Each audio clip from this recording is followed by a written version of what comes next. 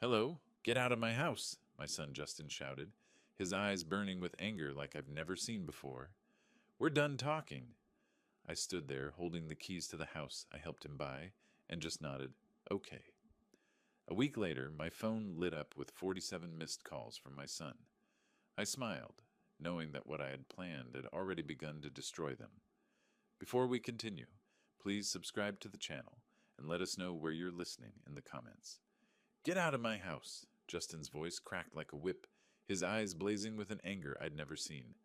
We're done talking. The dining room fell silent, the clink of wine glasses swallowed by the weight of his words. My hand froze, the glass trembling, a faint ripple in the Chardonnay. I stared at my son, my only son, and felt my chest tighten, as if the air had been sucked out of the room. The modern chandelier above cast sharp shadows across the polished table. Patricia sat back, arms crossed, her manicured nails tapping a slow, deliberate rhythm. You've overstepped, Peter, she said, her voice smooth as ice, not a hair out of place in her sleek blonde updo. She didn't look at me, just tilted her head toward Justin like a queen signaling her knight. My gaze flicked to the staircase where Tommy and Emily peeked from the shadows. Emily clutched her teddy bear, her small face pale, while Tommy's wide eyes locked onto mine, pleading for something I couldn't name. Justin, I said softly, setting the glass down, my voice steady despite the storm inside. Let's talk. Whatever this is, we can... No! He cut me off, pacing the hardwood floor, his polished loafers clicking. You're always in the way, Dad. Always meddling. His hands gestured wildly, knocking over a fork. It clattered against the plate, a sharp note in the tension. I searched his face for the boy who'd once begged me to read him one more story, but all I saw was a stranger, his jaw tight, his eyes avoiding mine. Patricia leaned forward, her diamond earrings glinting. We need space, Peter. Permanently. The word landed like a blade, clean and final. I wanted to argue, to demand what I'd done, but the sight of my grandchildren stopped me. Tommy's lip trembled. Emily hugged her bear tighter. I couldn't make this worse for them. If that's what you want, I said, my throat dry. I stood, my knees creaking, and reached for my coat draped over the chair. The fabric felt heavy, like my heart.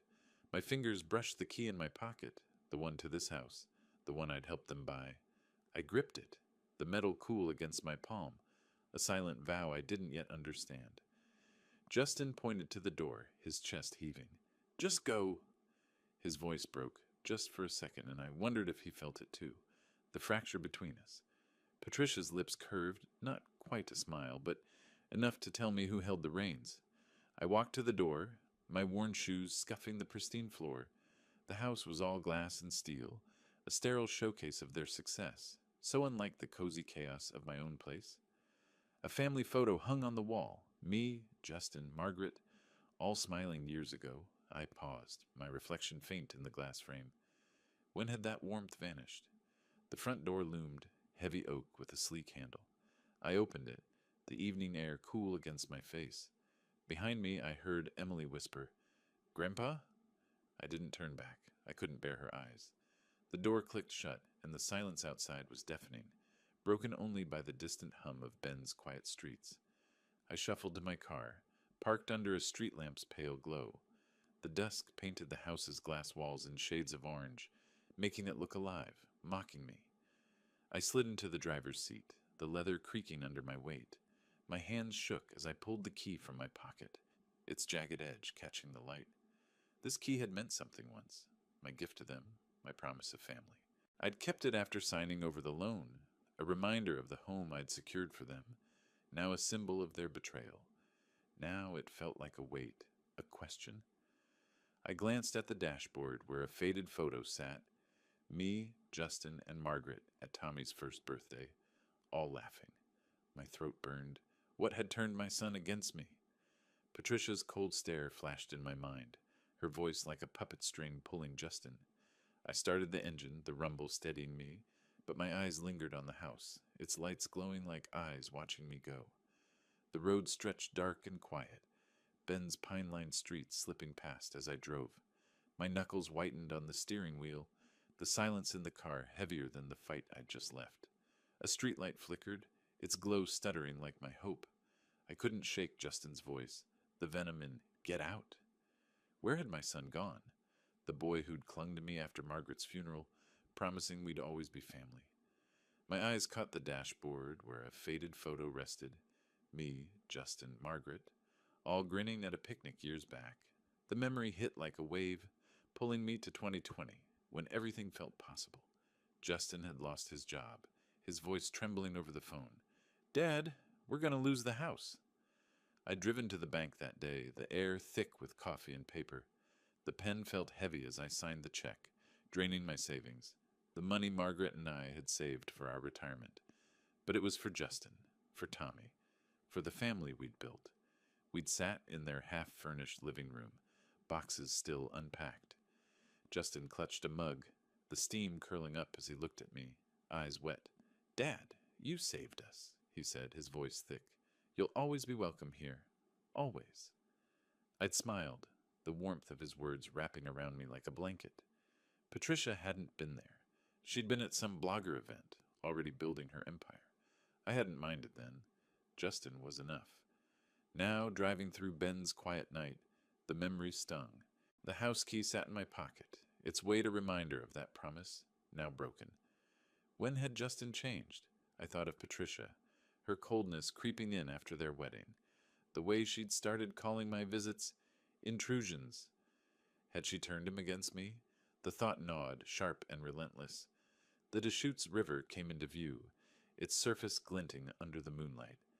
I pulled over, the gravel crunching under my tires. The car's interior was a cocoon of worn leather and faint coffee stains, the photo on the dashboard my only company. I touched the key, its edges pressing into my palm. I'd given them everything, my savings, my heart, and tonight Justin had thrown it back in my face. I stepped out, the pine-scented air cool against my skin. The river murmured, its steady flow calming the chaos in my chest. I leaned against the car, staring at the water, my reflection faint and fractured. Margaret would have known what to say. She'd always seen through people, her journalist's eye sharp as mine. But she was gone, and I was alone, grappling with a son I didn't recognize.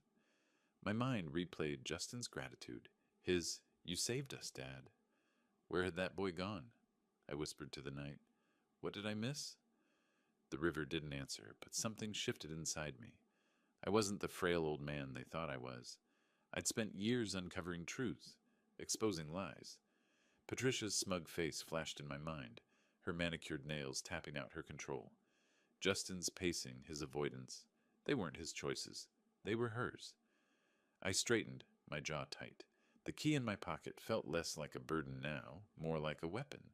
They'd pushed me out, but they didn't know me, not the real me. The journalist who'd toppled corrupt officials, who'd chased truth through sleepless nights. I slid back into the car, the engine's rumble steadying my pulse. My eyes fell on the photo again, Margaret's smile urging me on. "They don't know who I am," I whispered, the words firm, a vow.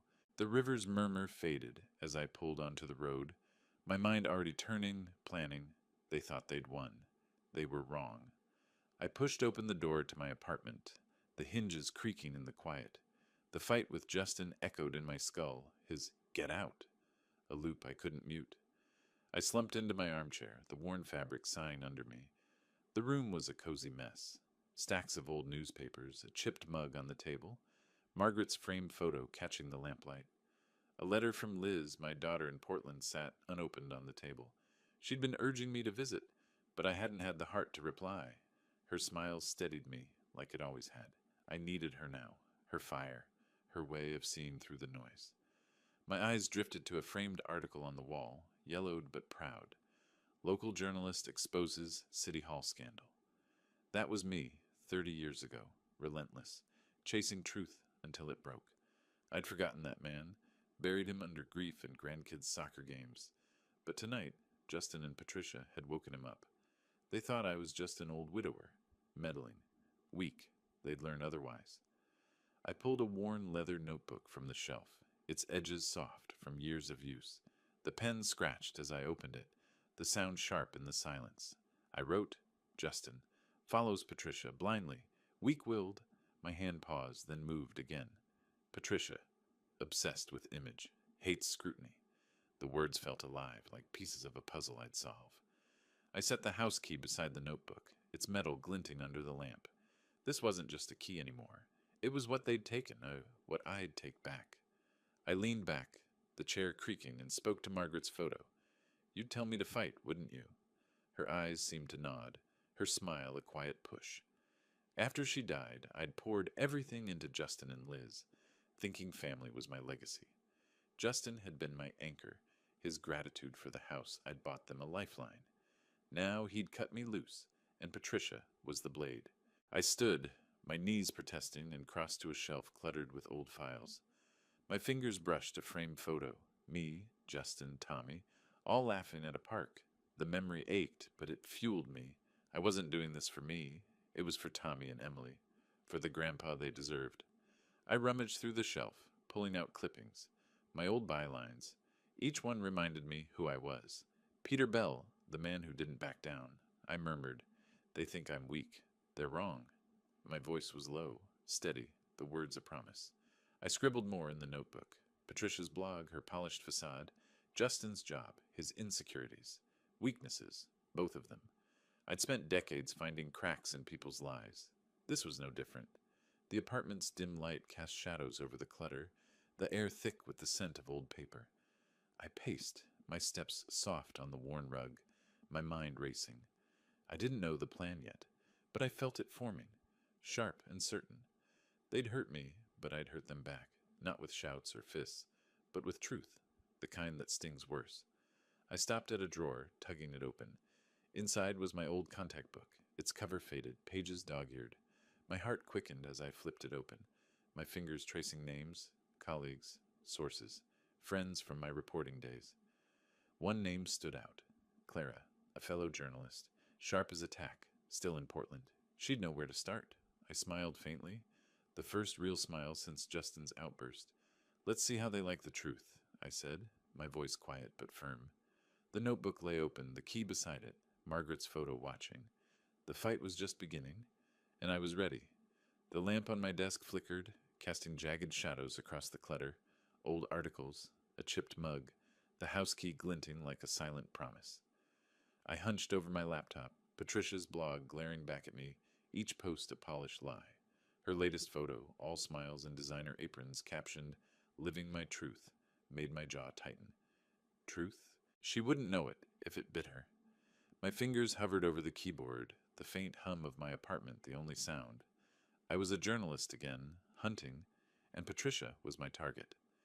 I scrolled through her feed, her curated life laid bare. Cooking tutorials, brand deals, a lifestyle empire built on charm and ambition. But charm cracks under pressure. I needed her weaknesses, the ones she hid behind her perfect makeup. My notebook lay open, its worn leather warm under my hand. I jotted, "Patricia, needs adoration, hates criticism." Justin's name followed, follows her lead, insecure. The pen's scratch fueled my focus, each word a step toward justice. The family photo on my desk, me, Justin, Margaret, laughing years ago, caught my eye. Tommy and Emily deserved better than Patricia's cold control, Justin's spinelessness. I pushed my glasses up, my resolve hardening. Margaret's voice echoed in my mind. "Dig deeper, Peter." I would. For my grandkids, for me. I grabbed my phone and dialed Ellen, my old colleague from the Portland days. The line crackled, then her voice, warm but brisk, came through. "Peter Bell, you old fox. What's this about?" "Need a favor," I said, keeping it light. "Patricia Bell. Runs a food blog. Any dirt?" Ellen chuckled, the sound like gravel. "Your daughter-in-law, huh? Word is she's got a hefty business loan. 6 figures tied to her brand. Over-leveraged. One wrong move, and it's trouble." My pulse quickened. I scribbled loan in the notebook, circling it. "Thanks, Ellen. Owe you one."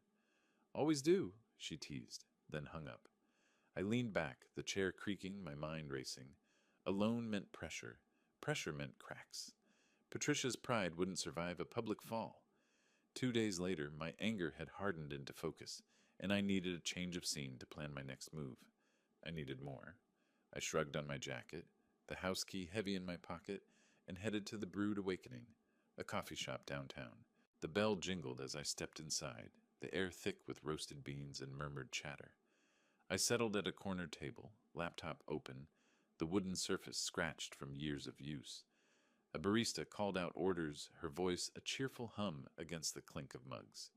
I sipped black coffee, its bitterness grounding me, and dove back into Patricia's blog. The comments section was a goldmine. Beneath her glossy posts, a few users jabbed. "Overpriced junk," one wrote. "All hype, no substance," said another. Patricia's replies were sharp, defensive. "I work hard for my brand. Haters stay out," I smirked, scribbling defensive under scrutiny. She lived for applause, wilted without it. Perfect. I glanced at the family photo tucked in my wallet, Tommy's grin bright. This was for him, for Emily, for the grandpa they loved. My pen moved again, a new note. Expose her need for control. Start small. The coffee shop's warmth faded as my focus sharpened, the plan forming like a storm on the horizon. I wrote one last line in the notebook, cryptic but clear. Test her pride. My lips curled, a faint smile I hadn't felt in days. The barista's laugh, the chatter, all blurred. I closed the laptop, the click final. Patricia thought she'd won, pushing me out. But I was just starting. "Let's test her pride," I whispered, the words soft but heavy, my eyes on the notebook. It was time to move. The next morning I headed to the public library, seeking a quiet space to send an anonymous tip without a trace. The library was a fortress of quiet, its air thick with the scent of old books and the soft rustle of pages. I sat at a public computer, the screen's glow harsh against the dim room. My fingers hovered over the keyboard, steady but electric with purpose. The house key weighed down my pocket, a reminder of what I'd lost and what I'd take back. I opened an anonymous email account, my heart thudding, and began typing a tip to the Bend Bulletin. Patricia Bell's blog inflates prices, misleads sponsors. Check her marketing claims. Short, sharp, true enough to sting. I hit send, the click echoing in my chest. Back in my apartment, I waited, the silence broken only by the clock's steady tick. Margaret's photo watched from the table, her smile urging me on. The notebook lay open, my cryptic note from the coffee shop. Test her pride, staring back. I refreshed the bulletin's website, my coffee mug warm in my hands. Then it appeared, local influencer faces, questions over business practices. The article was measured but damning, quoting anonymous sources and citing Patricia's inflated product prices. I leaned back, a smirk tugging at my lips. Hashtags like "Patricia scam" trended on social media, comments piling up, "Fraud," "Overrated," "Perfect." Patricia's blog was next. I clicked her latest post, a frantic defense. "These lies won't stop me. My brand is built on trust." Typos littered her words, her Polish cracking. I chuckled, reading aloud. "Trust, huh?" My voice dripped with irony, low and steady. She was unraveling just as I'd hoped. My phone rang, Justin's name flashing. I let it ring twice, then answered, my tone calm as glass. "Hello? This has your name all over it, Dad." His voice shook, raw with panic. "That article? Why are you doing this?" I adjusted my glasses, feigning confusion. "I don't know what you mean, Justin. I'm just an old man staying out of your way." The lie was smooth, practiced, but his accusation stung. I glanced at the family photo, Justin's childhood smile a ghost. Guilt flickered, then faded. This wasn't just about him. It was about Tommy, Emily, the family they'd stolen from me. "You're lying," he snapped, but his voice cracked, uncertain. "Fix this, Dad, please." "Sounds like Patricia's problem," I said, my words cool. Final. He hung up, the silence heavy. I exhaled, my fingers tracing the notebook's edge. The house key sat beside it, glinting under the lamp. I'd drawn first blood, but the fight was far from over. I refreshed Patricia's blog, her comments section a war zone. "Scammer," one user wrote. Another, "Your recipes suck." Patricia's replies grew desperate. "I'm hiring a PR team? You'll see." I nodded, satisfied.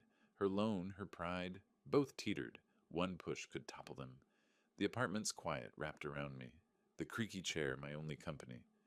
I sipped coffee, its bitterness sharp, and replayed Justin's voice, his plea. Part of me wanted to call back, to tell him I'd stop. But then I saw Emily's face, her teddy bear clutched tight that night at their house. No, I'd keep going. I opened the notebook, reviewing my notes. Patricia needs control. Justin, her shadow. My pen paused, then moved, a new line forming. Push harder. Public stage. My pulse quickened, the plan sharpening. I refreshed Patricia's blog again, her latest post a rambling defense, her panic raw. My lips curled, a thrill I hadn't felt in years. She's cracking, I murmured, my voice a low hum, my eyes locked on the screen. The notebook lay open, its pages a map to my next move, waiting. My phone buzzed on the table, Justin's name flashing again, the screen a relentless pulse. 47 missed calls, each a plea I ignored. The apartment was still, the clock's tick a steady beat against the silence. I sipped tea, the mug's warmth grounding me, and stared at the notebook, its pages thick with my plans. Patricia's empire was crumbling, and Justin was caught in the rubble. I played a voicemail, Justin's voice raw, breaking. Dad, please stop this. You're ruining us. His words trembled, a mix of anger and fear. I deleted it, my face unreadable, but my chest tightened. He sounded like the boy who'd cried when Margaret died, clinging to me. I pushed the thought away, glancing at the family photo. Tommy's grin, Emily's curls. This was for them. But Justin's pain lingered in my chest. A reminder of the boy I'd raised. Had I pushed too far? For Tommy and Emily, I'd keep going. But I wished it didn't hurt him so much. Patricia's blog was chaos. I refreshed the page, her latest post announcing a PR consultant, but the comments mocked her. Too late, scam queen. Your brand's toast. Her replies were frantic, all caps. I'm fighting back. I nodded, the screen's glow lighting my faint smile. Her loan, her pride, both were fraying. One more push. I needed air. I slipped on my jacket, the house key heavy in my pocket, and headed to Drake Park. The breeze carried the scent of pine, kids' laughter mingling with chirping birds. I sat on a bench, the grass soft underfoot, and watched families play. My phone buzzed again. Justin, another call. I silenced it, my jaw tight. He'd made his choice, siding with her. Grandpa! Tommy's voice cut through the noise. He ran toward me, his sneakers pounding the path, his face bright but uncertain. My heart leapt, then sank. I stood, arms open, and he crashed into me, his hug fierce. Hey, why don't you come any more? He asked, his voice small, his eyes searching mine. I knelt, my knees creaking, and brushed his hair back. Things are tough with your mom and dad, buddy, but I'm fixing it. My voice was soft, steady, but his question pierced me. He frowned, clutching a soccer ball. Mom's always mad now, yelling at Dad. I swallowed, my throat tight. I'll make it better, Tommy. Promise. He nodded, trusting, and my resolve hardened. Patricia's poison was spreading, hurting my grandkids. I wouldn't let it. A woman approached, Tommy's babysitter, apologetic. He saw you and ran off, she said. I waved it off, ruffling Tommy's hair. See you soon, champ. He grinned, then ran back to his game, his laughter a spark in my chest. Back in my apartment, the quiet returned, heavier now. I checked Patricia's blog again, her latest post, a plea. My family's suffering. Stop the lies. The irony burned. Her family? She'd torn mine apart. Comments piled up, relentless. Karma's real. Quit whining. Her PR hire wasn't saving her. My phone buzzed, another voicemail. I played it, Justin's voice low, desperate. Dad, I know it's you. Call me, please. His plea hung in the air, unanswered. I set the phone down, my fingers tracing the notebook's edge. Tommy's words echoed. Mom's always mad. I'd shield him, Emily, no matter the cost. The family photo watched, Margaret's smile urging me on. I opened the notebook, my notes a roadmap. Patricia. Public stage. Justin. Breaking. My pen paused, a new idea forming, sharp and bold. The key in my pocket felt alive, a pulse of purpose. Justin thought he could stop me. Patricia thought she was untouchable. They were wrong. You're not done yet, I whispered, my voice a quiet vow, my fingers steady on the notebook. The next step was close, and I was ready. The burner phone felt cold in my hand, its cheap plastic a stark contrast to the weight of what I was about to do. I sat at my cluttered desk, the lamp's dim glow pooling over the notebook, its pages thick with my plans. My apartment was quiet, the faint scent of coffee lingering, but my pulse thrummed with purpose. Patricia's empire was teetering, and I was ready to give it another push. I dialed the number from Ellen's contact book. Patricia's investor, a sharp woman named Vivian Cross. My voice, low and measured, hid the journalist I'd once been. You might want to look into Patricia Bell's books, I said, my words clipped, anonymous. Her brand's not as stable as she claims. A pause, then Vivian's crisp reply, Who is this? I hung up, the click final, my breath steady. The seed was planted. I tucked the phone into a drawer, my fingers brushing the family photo. Me, Justin, Margaret, all smiles years ago. Tommy and Emily deserved a grandpa who fought for them, not one pushed out by Patricia's ambition. Margaret's voice echoed, Protect what matters, Peter. I nodded, my jaw tight, and scribbled in the notebook, Vivian Cross, reviewing Patricia. The pen's scratch was a rhythm, a countdown. I needed to see my grandkids, to remind myself why this mattered. I grabbed my jacket, the house key heavy in my pocket, and drove to their school. The curb was alive with kids' chatter, the air sweet with blooming lilacs. I parked across the street, my heart lifting as Tommy and Emily appeared, backpacks bouncing. I stepped out, waving, and they ran to me, their hugs fierce. Grandpa, Emily squealed, her ribbon loose in her curls. You came. Got something for you, I said, pulling a book from my bag for Tommy, The Adventures of Tom Sawyer, and a blue ribbon for Emily. Their grins warmed me, but I glanced around, wary of Justin or Patricia's spies. Tommy flipped through the book, eyes wide. This looks awesome. Read it slow, champ, I said, ruffling his hair. It's got secrets. Emily tugged my sleeve. Come back soon, Grandpa, okay? Always, sweetheart, I replied, my voice soft, my throat tight. Their love was my anchor, my reason. I tied Emily's shoelace, my fingers steady despite the ache in my chest. My phone pinged, a text from Justin. What are you doing, Dad? Stay away. My jaw clenched. He was paranoid, sniffing around, but he had no proof. I ignored it, pocketing the phone and hugged the kids one last time. See you soon, I promised, my voice firm. The babysitter approached, nodding, and I slipped back to my car, my mind racing. Back in my apartment, the quiet returned, heavier now. I opened the drawer, checking the burner phone. A new email waited from an encrypted address. We're reviewing her accounts. Thanks for the tip. My pulse quickened, a thrill I hadn't felt since my reporting days. Vivian was moving fast. Patricia's loan, her pride, both were on the line now. I set the notebook down, its pages a map of my fight. The family photo watched, Margaret's smile urging me on. The key in my pocket felt alive, a pulse of purpose. Justin thought he could scare me off. Patricia thought she was untouchable. They were wrong. It's starting, I murmured, my voice a low hum, my eyes on the notebook. The next move was close, and I was ready. Tommy's voice crackled through the phone, small but clear. Dad didn't get the big job, Grandpa. He's always quiet now. I sat in my apartment, the words landing like stones, a mix of triumph and pain twisting in my chest. The notebook lay open on the table, its pages charting Patricia's fall. But Justin's loss stung. My son, my boy, was collateral damage, and I'd caused it. The house key sat beside the family photo, glinting under the lamp, a reminder of what I'd started. I leaned back, the chair creaking, and stared at Margaret's smile in the photo. She'd have known what to say, how to balance love and justice. Tommy's call replayed in my mind. Mom yells at Dad a lot. Patricia was cracking, her pressure breaking Justin too. I'd wanted this, hadn't I? To shake their perfect life, to make them feel my exile. But Justin's silence, his missed promotion, it felt too close to betrayal. I needed to get out. I grabbed my jacket, the key heavy in my pocket, and headed to the Pine Tavern, a diner downtown. The bell jingled as I stepped inside, the air thick with coffee steam and sizzling bacon. I slid into a booth, the vinyl creaking, and ordered black coffee. The menu crinkled in my hands, but my ears caught a conversation nearby. Two women, locals, their voices low but sharp.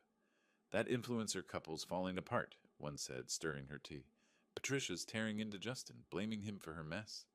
Rocky marriage, the other replied, shaking her head. Heard he lost a promotion. Stress, probably. I sipped my coffee, hiding a smirk behind the mug. My tip to Vivian had worked. Her review was rattling Patricia, and Justin was caught in the fallout. Satisfaction warmed me, but guilt gnawed, cold and sharp. I saw Justin at 10, laughing as we built a birdhouse. his hands sticky with glue. Had I gone too far? I set the key on the table, its metal cool against my fingers. This was for Tommy, for Emily, for the family they'd stolen from me. I muttered, "They brought it on themselves," my voice low, barely audible over the diner's chatter. The women's words echoed. Rocky marriage. Patricia's control was slipping, and Justin was paying the price. My phone buzzed. Tommy again. I answered, my voice soft. "Hey, champ, everything okay?" "Mom's mad all the time," he said, his voice small. "Dad just sits there. I miss you, Grandpa." My throat tightened, his words a knife. I saw Emily's curls, her teddy bear, and my resolve hardened. "I miss you too, buddy," I said, steadying my voice. "I'm working on it, okay? Be strong." He mumbled a goodbye, and the line went dead. I gripped the key, its edges biting my palm. Patricia's poison was hurting my grandkids. I wouldn't stop. The diner's bustle, clinking plates, a waitress's laugh faded as I opened my phone. A new article popped up from the Bend Bulletin. Local influencers' financial woes deepen. Patricia's name screamed from the headline, her brand under fire. My lips curled, a spark of triumph. Vivian's review had hit hard. I stirred my coffee, the spoon clinking, and replayed Justin's childhood, his trust in me. Guilt clawed, but Tommy's voice drowned it out. I'd shield my grandkids, no matter the cost. The notebook waited at home, its next page blank, ready for my final push. I glanced at the article again, my fingers hovering over the phone. Patricia was next, her fall imminent. "Your turn's coming," I whispered, my voice a quiet vow, my eyes locked on the screen. The diner's warmth faded, and I was already planning. The laptop hummed softly in my apartment, its screen a window to Patricia's collapse. I leaned forward, the chair creaking, and opened a secure browser. My fingers danced across the keys, posting an anonymous expose. On a local forum, Patricia Bell's merchandise, 300% markup, shoddy quality. Receipts attached. I'd called an old source, a supplier I'd interviewed years ago for a story, who quietly shared invoices tied to Patricia's merchandise, overpriced and shoddy. I hit send, my breath steady, eyes alight. The house key lay beside the notebook, a silent partner in my fight. I refreshed the forum, and the post exploded. Retweets, comments, hashtags like Notch Patricia Fraud trending. "Scam alert," one user wrote. "She's done," said another. A news alert pinged. "Investor pulls out of local influencer's brand." Vivian Cross had acted, yanking Patricia's lifeline. I nodded, satisfaction curling in my chest. Her loan, her empire, gone. The family photo watched from the table, Margaret's smile steadying me. This was for Tommy, for Emily, for the grandpa they deserved. But Tommy's voice from yesterday haunted me. "Mom broke a plate yesterday. She was crying." Patricia's fall was hurting my grandkids, and that gnawed a cold weight. I pushed it down. Justice first. I needed air. I slipped on my coat, the key heavy in my pocket, and headed to Powell's Books, a cozy bookstore downtown. The bell chimed as I entered, the air thick with inky pages and soft music. I wandered to a corner, pulling out my phone to check Patricia's blog. Her latest post was a mess. "I'll rise above this hate. My brand is my heart." Her typos screamed panic, her polish shattered. I smirked, but Tommy's words echoed, dimming my triumph. A call came. Tommy. I stepped outside, the bookstore's hush giving way to the street's hum. "Grandpa," he said, his voice small. "Mom's not okay. She's yelling, breaking stuff." My heart sank, but I kept my voice steady. "I'm sorry, champ," I said, gripping the phone. "I'm fixing things, okay? You and Emily hang tight." He mumbled an "okay," and I heard his trust. Fragile but real. I hugged the phone to my chest, vowing to shield them. Patricia's chaos couldn't touch their hearts, not if I could help it. Back inside, I sat by a window, the bookstore's calm, rustling pages, a barista's hum grounding me. I scrolled through the form, the backlash relentless. "Refund my order!" "She's a fraud." Patricia's replies were frantic. "I'm fighting for my family." The irony burned. Her family? She'd torn mine apart. I opened the notebook, its pages a chronicle of my war. I wrote, "Patricia, exposed. Next. Endgame." My pen paused, Tommy's voice lingering. I saw Emily's curls, her teddy bear, and my resolve hardened. Patricia's fall was justice, but I'd protect my grandkids from the shrapnel.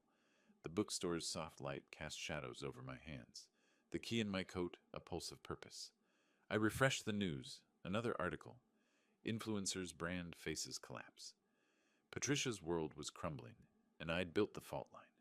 Satisfaction warmed me, but caution tempered it. Justin was next, his silence louder than his calls. I opened the notebook again, drafting a new note. Finish it. For them. My pen paused, the weight of the endgame settling. One final blow, and this would be over. One more step, I murmured, my voice a quiet vow, my eyes on the notebook. The bookstore faded, and I was already moving forward. A sharp knock rattled my apartment door, pulling me from the notebook's open pages. My heart thudded, heavy with suspicion. I set my pen down, the house key glinting beside it, and crossed the creaky floor. The air smelled of old books and coffee, the family photo on the table watching, Margaret's smile steady, urging caution. I opened the door, and there they stood. Justin, eyes red and sunken, and Patricia, her poise forced. A scarf knotted tightly at her throat. Their world had crumbled, and now they'd come crawling. Dad, Justin started, his voice cracking barely above a whisper. Can we talk? His hands fidgeted, his polished loafers scuffed, a shadow of the man who'd screamed at me weeks ago. Patricia stepped forward, her smile thin, practiced. We want to move forward, Peter, she said, her tone smooth but brittle, like glass about to shatter. Her manicured nails twitched, betraying her. I leaned against the doorframe, my gaze steely, searching for truth in their faces. I'd toppled their empire, Patricia's brand in ruins, Justin's career stalled, and now they wanted mercy. Come in, I said, my voice low, measured. I didn't move aside easily, making them brush past me, their steps hesitant. The apartment's dim light cast shadows on their faces, Justin's stubble stark, Patricia's makeup too perfect. I shut the door, the lock clicking like a gavel. They sat on my worn couch, Justin hunched, Patricia rigid, her eyes darting to the clutter, newspapers, my notebook, the key. I'm sorry, Justin blurted, his voice raw. She pushed me, Dad. Told me you were meddling, ruining us. I shouldn't have listened. His eyes, so like Margaret's, pleaded, wet with regret. I wanted to believe him, to see my boy again, but Patricia's presence chilled me. She leaned forward, her voice syrupy. We've all made mistakes, Peter. Let's start over. For the kids. Her words dripped calculation, her eyes avoiding mine. Tommy and Emily's faces flashed in my mind, their hugs warm, their trust pure. She didn't get to use them. Words don't fix this, I said, my tone cold, cutting her off. I stood, arms crossed, my fingers brushing the key in my pocket. It wasn't just a key anymore, it was my fight, my family. Justin flinched, his hands trembling, but Patricia's lips tightened, a flicker of defiance. We're losing everything, Justin said, voice breaking. My job, our home. I failed you, Dad. His confession hit hard, a knife twisting. I saw him at 10, laughing over comic books, and my throat tightened. But I saw Patricia, too. Her cold stare that night, she backed him up, banishing me. You chose her, I said, my voice steady but heavy. You both did this. Patricia's smile faltered, her hands smoothing her scarf, a nervous tick. I glanced at the family photo, Tommy's grin, Emily's curls. This was for them, not these two. We'll change, Patricia said, her voice rising, almost convincing. We'll make it right. But her eyes betrayed her, sharp with pride, not remorse. I shook my head, my resolve firm. I'll think about it, I said, my words final, offering no promises. I opened the door, the creak loud in the silence. Justin stood, hesitating, his eyes searching mine. Patricia rose, her poise cracking as she brushed past. They stepped into the hall, and I shut the door, the lock clicking again, final. I crossed to the table, my notebook open, its pages a map of my war. The family photo watched, Margaret's smile grounding me. Justin's tears, Patricia's lies. They didn't erase the hurt. Tommy and Emily deserved more.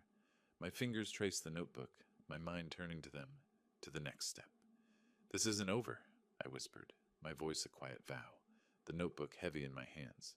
The fight was done, but the choice wasn't. The park by the Deschutes River buzzed with life, kids' laughter mingling with the rustle of leaves and the river's soft glint. I pushed Emily on a swing, her giggles sharp and bright. While Tommy raced toward me, his sneakers kicking up dirt. "Grandpa, catch me!" he shouted, his grin wide, unstoppable. My heart soared, the weight of weeks lifting. The house key jangled in my jacket, a reminder of my victory. I was back, where I belonged. "Hold on tight, sweetheart," I called to Emily, giving the swing a gentle push. Her curls bounced, her laughter a melody. Tommy tugged my sleeve, waving a drawing, a stick figure family, me included, scrawled in crayon.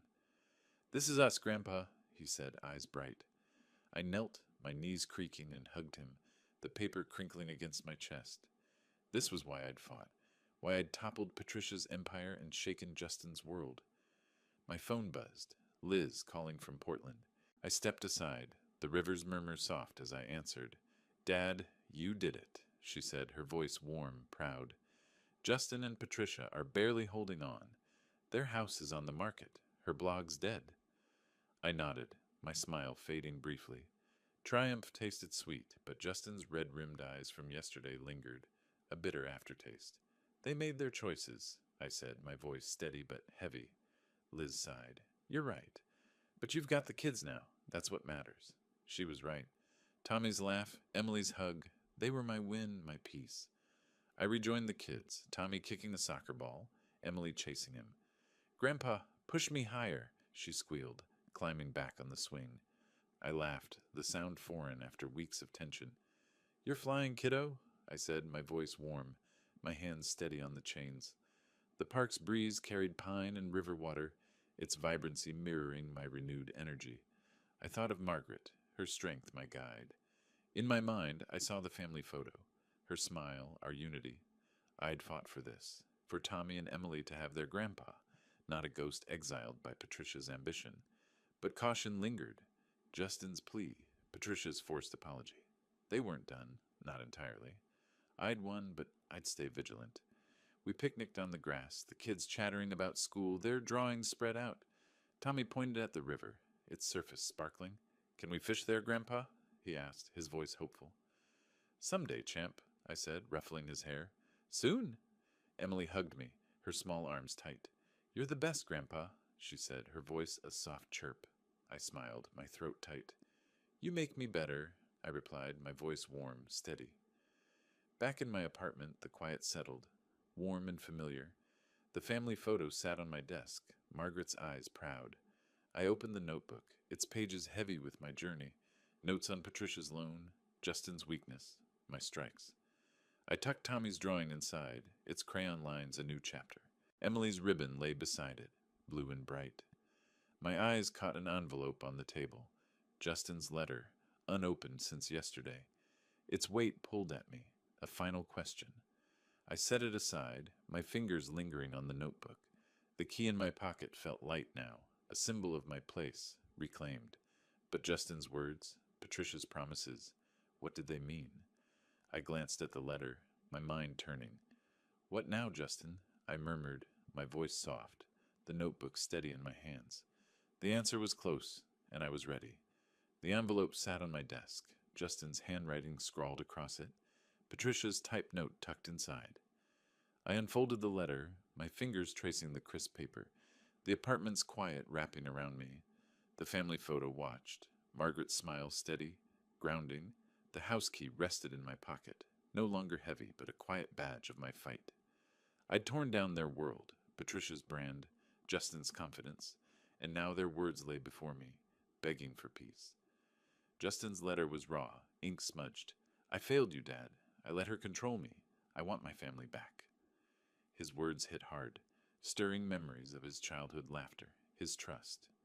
Patricia's note was stiff, formal. "Let's move forward, Peter, for everyone's sake." I met Justin's eyes in my mind, his regret raw. Maybe, in time, we could rebuild, not fully, but enough for the kids. Her coldness seeped through, her pride unbroken despite her fall. I scoffed, setting her note aside. Justin's plea lingered, but trust was a bridge they'd burned. I needed air, clarity. I grabbed my jacket, the key jangling, and headed to Drake Park with Tommy and Emily. The Deschutes River murmured, its surface catching the sunset's gold. The kids ran ahead, their laughter sharp against the breeze. "Grandpa, tell us a story," Tommy called, his soccer ball bouncing. Emily tugged my hand, her curls wild, her eyes bright. Once upon a time, I started, my voice warm, there was a grandpa who fought for his kids. They giggled, unaware of the truth in my words. We sat on the grass, their hands warm in mine. The river's ripple, a soft echo of my calm. This was my victory, my family reclaimed. Not Justin's house, not Patricia's approval, but these moments. I thought of Margaret, her strength my compass. The family photo flashed in my mind, our old unity a ghost I'd chased. Justin's letter pulled, his regret real, but Patricia's manipulation lingered, a shadow I couldn't trust. I'd won, toppling their world with my journalist's cunning, but forgiveness wasn't mine to give, not fully. Tommy and Emily were enough. Grandpa, stay forever, Emily said, her voice a chirp, her arms around my neck. I hugged her, my throat tight. I'm not going anywhere, sweetheart, I said, my voice firm. A vow. Tommy grinned, kicking his ball. You're our hero, he said, his words simple, piercing. I smiled, my heart full. Liz had called earlier, her voice steady. You've got the kids, Dad. That's what counts. She was right. Justin and Patricia could rebuild, but I'd keep my distance, my focus on the children. Their letter was a gesture, not a bridge. The park's sunset blazed, the sky a canvas of orange and pink, the river reflecting its fire. I stood holding the kids' hands, their chatter a melody. The notebook waited at home, its pages closed, my war done. The key in my pocket was just metal now, a reminder of what I'd reclaimed, not their house, but my place. I looked at the river, its flow steady, like my resolve. Justin's letter, Patricia's note, they didn't change the truth. I'd fought for justice, for Tommy and Emily, and won. The sunset warmed my face, the kids' laughter my peace. Margaret's smile in my mind nodded approval. I've done what I needed, I thought, my voice silent, my heart calm. The river flowed, the kids ran ahead, and I followed, complete. If you like this story, please like this video, subscribe to the channel, and share your impressions of this story in the comments. To listen to the next story, click on the box on the left. Thank you for watching. Bye.